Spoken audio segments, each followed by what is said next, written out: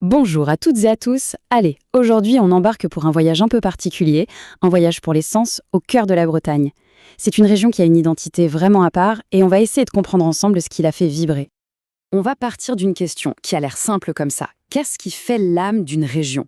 Parce que, soyons honnêtes, ce ne sont jamais juste des frontières dessinées sur une carte. Non, c'est une alchimie, quelque chose de bien plus profond et de bien plus fascinant. Et justement, pour la Bretagne, cette âme, elle a comme deux visages. D'un côté, elle est façonnée par des paysages incroyables, forgés par l'océan, par le vent.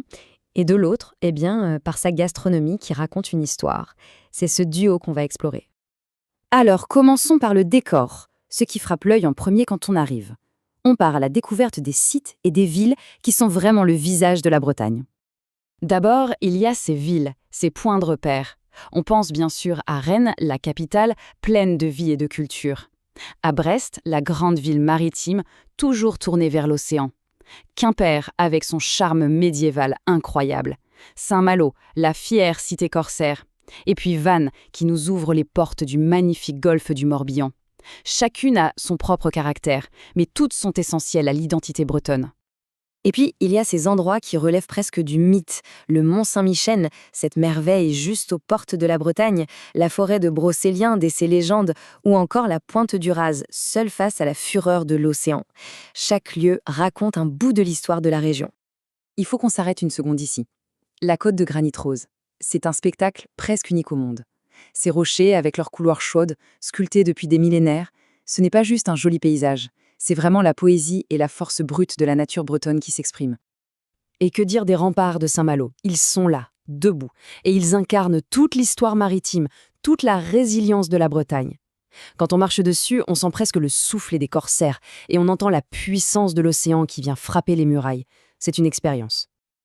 Bon, on en a pris plein les yeux, c'est clair, mais une exploration ne serait pas complète sans les autres sens. Alors la grande question c'est, la Bretagne, ça a quel goût?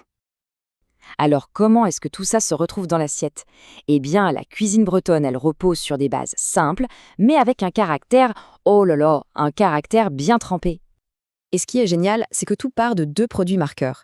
D'un côté, le beurre salé, c'est l'or de la Bretagne, cette richesse indispensable.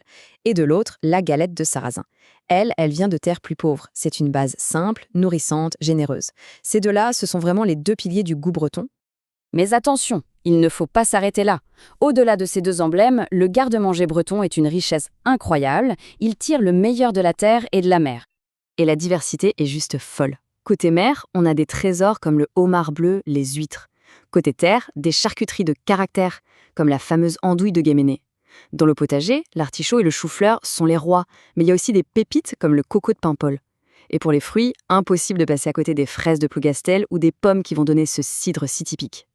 Tiens, prenons l'exemple du coco de Paimpol. Ça n'a l'air de rien, mais ce n'est pas juste un haricot. Il a une AOP, une appellation d'origine protégée. Ça garantit une qualité, un savoir-faire. Sa texture fondante, son goût délicat, c'est un produit d'exception, un vrai symbole de l'excellence de l'agriculture locale. Bon, maintenant qu'on a fait nos courses avec tous ces bons produits, il serait peut-être temps de passer à table, non? Allez, on va se composer un menu typiquement breton pour voir comment toutes ces saveurs jouent ensemble. Alors pour l'entrée, c'est souvent le grand dilemme. Est-ce qu'on part sur la fraîcheur, le goût d'iode des huîtres qui nous téléporte sur la côte, ou est-ce qu'on choisit le côté rustique et réconfortant d'une bonne tranche de pâté de campagne bien ancrée dans le terroir? C'est deux facettes de la même région. Ensuite, pour le plat principal, là on plonge dans la pure tradition. On a la côte-rignade, la soupe des pêcheurs, un plat qui change selon la pêche du jour, super réconfortant. Et de l'autre côté, le kig à farce, le pot-au-feu breton par excellence. C'est un plat généreux, le plat du Finistère. Dans les deux cas, ce sont des plats qui tiennent au corps, faits pour redonner des forces. Et pour finir, attention, le clou du spectacle. Soit le légendaire kouign-amann, cette merveille de beurre et de sucre croustillante et fondante, soit le phare breton, qui a l'air plus simple mais qui est d'une richesse incroyable, avec sa texture de flan, souvent avec des pruneaux. Dans les deux cas, on retrouve cette générosité qui est vraiment le cœur de la cuisine bretonne. Au final, de la côte de granit rose au kouign-amann, que ce soit un paysage ou un plat, tout en Bretagne raconte une histoire.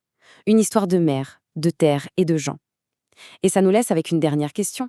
Au fond, quelle part de l'identité d'un peuple se trouve vraiment dans son assiette? Pour la Bretagne, il semblerait que la réponse soit une très très grande part.